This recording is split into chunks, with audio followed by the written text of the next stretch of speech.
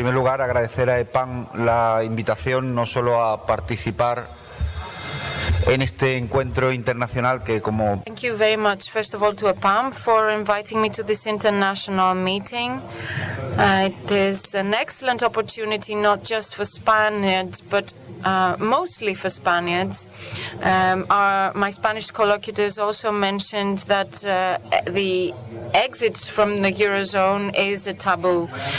I'm glad to be here at the cradle of democracy. I am glad to be here because it is very important to speak in the country where democracy was born. It is. I'm very emotional about talking about regaining national sovereignty. I am, let's say, responsible for closing this session, but you will not leave this place without feeling a bitter taste in your mouth. Being against the Eurozone is the only alternative, the only option for a true European, for a true Europhile.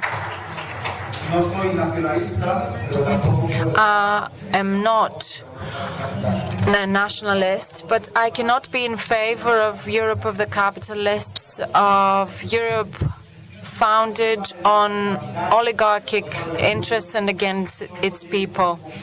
Europe of capital and Europe of the elites and Europe of the peoples, are two things that are completely opposed. There are no third ways, there is no middle way. Unfortunately, this is a war. And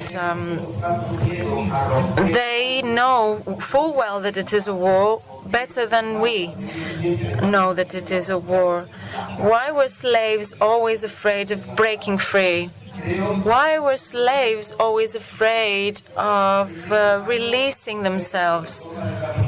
But it is important for us to break from Europe, to break from the Europe of capital, which is symbolized by the single currency. We need to break free from this type of Europe, and it is very important to elaborate a European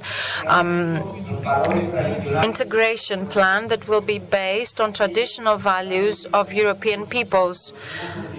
Those peoples that contributed to a great extent to what humanity is at the moment. Freedom, democracy, equality, solidarity, and common values.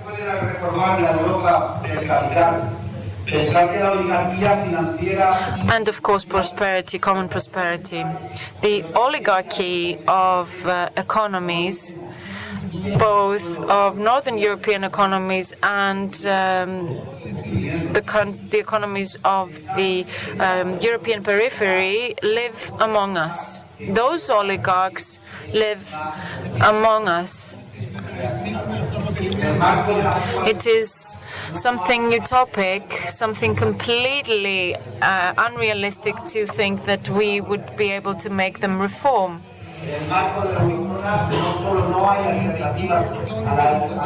This has no place in this policy of wage cuts, of expense cuts.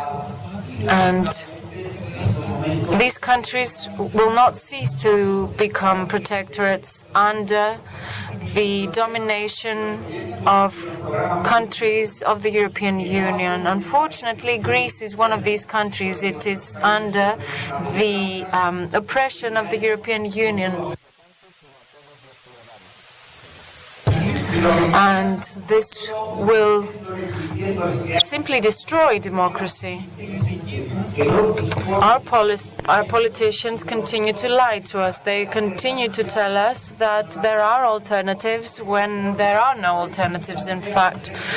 But they do not tell us the truth. They do not tell us that there are tensions. Democracy and capitalism are notions that do not comply. Capitalist economies cannot live under democratic conditions. This tyranny will be even stronger because there is an effort through democracy to regain, to recover, to achieve economic recovery. We cannot expect any changes to be done through the election process. We cannot expect anything from the politicians. I said this in a meeting with economists a week ago, also including economists from Greece. A Greek economist, Panagiotis Grigoriou, said that Euro is not simply a weapon, but is a weapon of mass destruction. This is what he said, and I completely agree with him. It is a weapon that not only destroys our democracy, but also destroys our freedom, our prosperity. It destroys everything we have, and I don't think that anyone in this room would be willing to take part in plans that would destroy, that would be the death of our democracy. We have created a European Union that is completely different than what we wanted when we first started to talk about a united Europe. The Eurobarometer shows that most Europeans believe that the main weapon of this European Union is the single currency. The whole endeavor, the whole, let's say, construction of the European Union is based around it. But no integration can be done without the peoples. You cannot imagine a European plan, a human plan that would be based on the single currency. Most Europeans think that the European Union is tantamount to the single currency, and their ability to move from one country to the other without exchanging currencies. But the European Union has been built on a currency that is increasingly under attack. Only 21% of Europeans are in favor of the European single currency, and the majority are against it. In my country, this percentage comes to 37%. There are a lot of citizens who are opposed to the single currency. In this reality, what can we do? I think that the single solution is to break free from the euro, because we live in times of breaking and of ruptures, if you like. If the capital is against us, the only solution is for us to take radical action. This crisis will not be resolved without a rupture. And a rupture means that the oppressed go against the dominating elite. In this reality, we need to find new answers, and the violence used by the capital cannot be answered by us. And we're talking about cultural, a political violence that we are subjected to. We cannot counter that violence without creating fora or spaces of cooperation, a common political ground. We have to stop thinking about politics as the art of what is feasible, and we have to think of it as the art of what is not feasible. The art of the unfeasible is the only thing we can do in order to restructure our societies. And that means new constitutions, new political situations in order to restructure our societies based on the interests of the peoples and not the capital. A lot of people have not even expressed their opinions about what is going on in their lives. In the past 40 years, the economy has changed so much, but why has the constitution and the political documents not changed accordingly? can't we not review them, revise them as our everyday relations have changed on the basis of our own interests? Through a constitutional process, we need to gain control once again of our lives. The economy cannot be in control of the politics. We need to break the monetary union, not because it is simply a whim of the moment, but because there is an opportunity for a social reform, a social transformation. And we cannot simply fool the people. We cannot repeat what the elite, the political elite is saying. We cannot lie. We have to tell the truth. We have to tell them that, of course, not everything will be rosy once we leave the euro. The reality will be very difficult, but we cannot tell them the opposite either. We can't tell them that we have to tell them the way in which we will start planning for our lives. We won't know where the exit from the euro will take us. Of course, this exit will mean problems, but it will also be a new start. It will bring new solutions that we cannot even imagine at the moment. Both exit from the euro and the maintaining the status quo will bring problems, but if we remain with the status quo, we will simply perpetuate the current situation and the current misery. In the organization that I am a member of, and it is a small organization, we have participated in 3 procedures to break free from an economic and monetary union. In 1998, in 2006, 2007, and in Ecuador, in Bolivia, and in Venezuela. I personally worked for these procedures, and I saw that all these societies had experienced many decades and had suffered for many decades, like the way in which the Irish people, the Portuguese people, the Spanish people, and the Greek people currently suffer. All these peoples suffered under the same policies that are actually implemented in Greece, in our countries. And these same policies are imposed on us.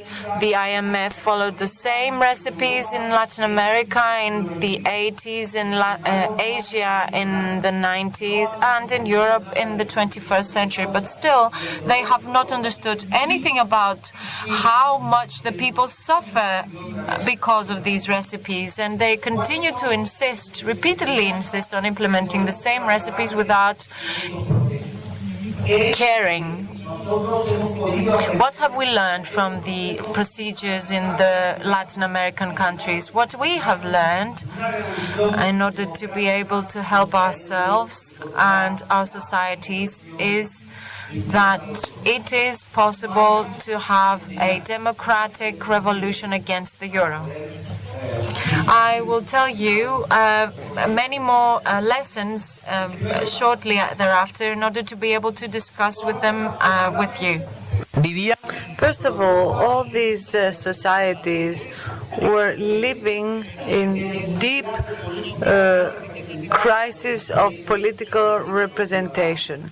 The political class that was ruling was not doing so in the interest of the people, but in the interest of a certain oligarchy. So they didn't have any rights. This lack of representation by the political system does not automatically mean, however, that there's going to be a change in the political regime, that there is going to be a new constitutional system. The political elite can maintain its status quo for years, and it can allow for things to continue to be so without any change. How they do that? By blocking, by paralyzing any alternative perspectives of social alteration. They actually dissolve in the collective subconscious any possibilities of change. So by paralyzing those alternative plans, what they actually manage to do is to make those struggling for these alternatives look ridiculous by degrading them to the level of sort of indignant citizens. We have to start from the point that we are not obliged to think according to their terms, because they want to lead us to a certain way of thinking, an Orwellian type of mindset. We believe that we can live in a better society. To do so, it is important that social conflicts gain an ecumenical, a global character. Local conflicts should extend to global conflicts. So we need to be united so as to change society and the regime. We should not use conflicts only between common conflicts. Now, only in that way can we start a new process for a new constitution. We have to insist on that. We have to put pressure on any type of power. We have to dismantle this ruling class, and we must show that there is a perspective for common struggle and collective action. We need to set up a popular front that will put the people, that will make the people act against the power. This is a war that we're talking about, and there has to be a common front to carry out this war. If we do not become aware of the fact that this is a war, that we need to win this war because there's more of us, and because there's a legitimate aim to serve, because otherwise history will overcome us. I think that at a global level, the crisis of regimes should lead to a window for new constitutions. Then we have to see which direction the process will go to. All these procedures have been led by politicians who were not politicians in the conventional meaning of the term, because professional politicians will do anything to act against that. They knew that in Argentina, for example, and their slogan was "Everybody out." And when we say everybody, we mean everybody. We cannot say that I was part of the system, but I was one of the good guys. No, everyone out.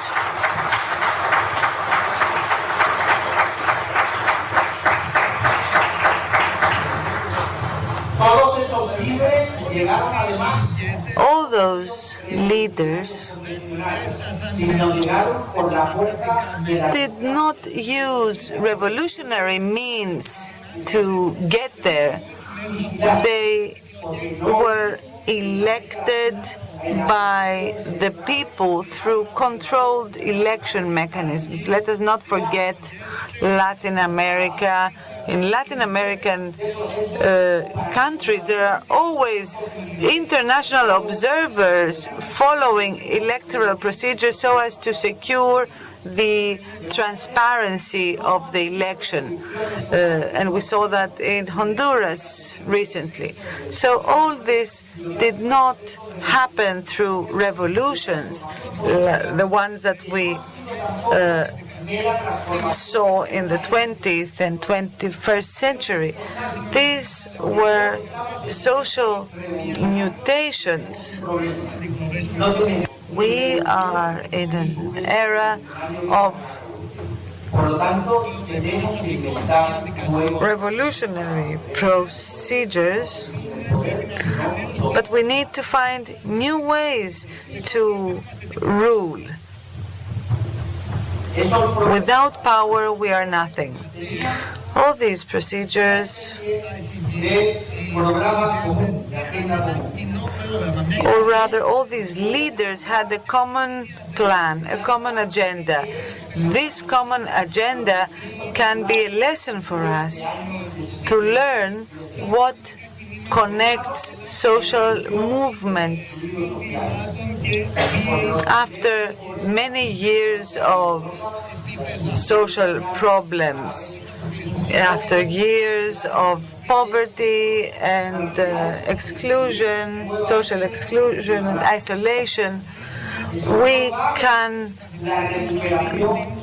find a lot of citizens who will create a front against this policy. We need to regain the state and bring back prosperity to citizens.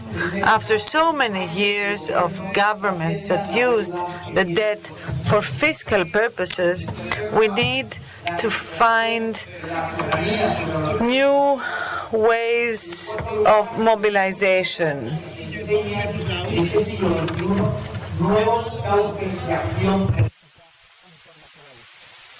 Another lesson from the 21st century are the international struggles, the regaining of sovereignty and common progressive movements. ALBA was an alternative plan for the Americas,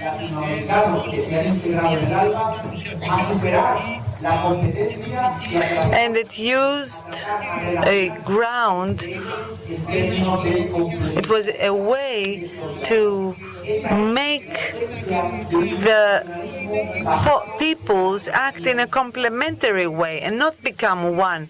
And this is one of the principles of internationalism that is based on sovereignty. Another point. These procedures must end to new constitutions, renegotiation and redrafting of constitutions by the people, for the people, and not constitutions imposed on us by who knows whom and for whatever interests.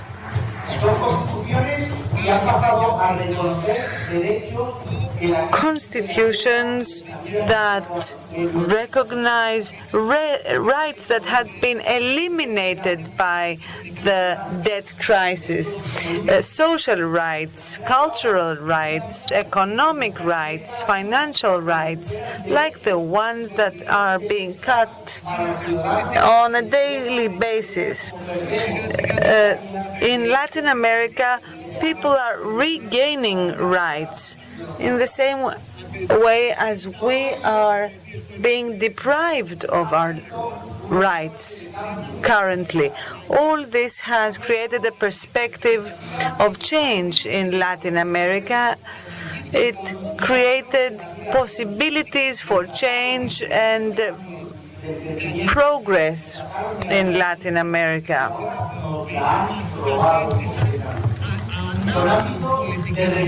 because we have become apolitical, and now we're paying for this. We need to regain, to reinitiate political dialogue on the economy, on social issues, on people's interests. All these constitutional procedures have allowed Latin America to create hope for today and for the future. Hope to regain political, economic, and social rule in everyday life. Finally, I believe that Latin American societies have showed us how they came out of the crisis in the 80s and the 90s. And the lesson we learned from them is that no matter how intense, how tough the crisis is, popular forces are always able to change the rules. If there is something that the oligarchy is afraid of, it is the organized people who are governed by dignity and who want to regain their freedom.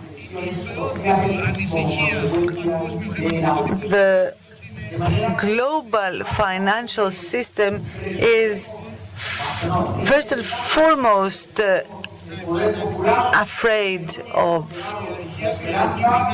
popular revolutions, of unrest, and we have to struggle for a better world, better for everyone, either Greeks, Portuguese, Germans, or whoever else.